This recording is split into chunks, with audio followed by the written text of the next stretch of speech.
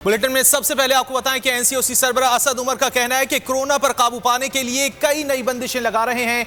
1 अगस्त से टीचर्स, 31 अगस्त तक school van drivers के लिए कोरोना वैक्सीन लगवाना लाजमी है। 1 अगस्त से फजाई सफर करने वालों के लिए वैक्सीन की 1 डोज लगवाना लाजमी है। सरबराह एनसीओसी असद उमर का मजीद कहना था कि मुल्क बंद करके कोरोना केसेस का मुकाबला नहीं कर सकते। शहरों को हफ्ते के लिए बंद करना मसले का हल नहीं। कोरोना से बचने का वाहिद हल सिर्फ एहतियात और वैक्सीनेशन है।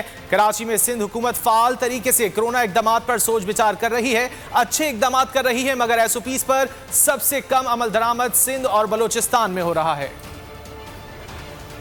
हम मुल्क बंद कर इस वबा का मुकाबला नहीं कर सकते। उसकी कीमत जो है, एक तो वो बहुत ज़्यादा हमारा जो कमज़ोर तबका है, जो दिहाड़ीदार है, उसको एक इतनी ज़्यादा उसकी कीमत अदा करनी पड़ती है जिसका वो मुतहम्मिल नहीं हो सकता।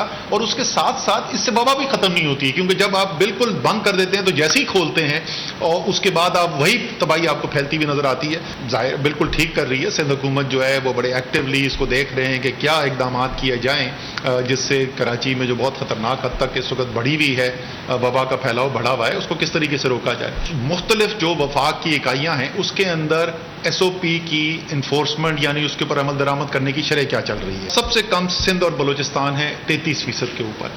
अगर हम इस इन्फोर्समेंट को मेहनत करके, और मैं ख़ास तौर पे इस वक्त कराची के पॉइंट ऑफ व्यू से बोल रहा हूँ उसके बारे में बात करते हुए, और इसलिए हम पूरी जिस तरीके से पहले भी रहा है पूरी मदद देंगे सिंध हुकूमत को।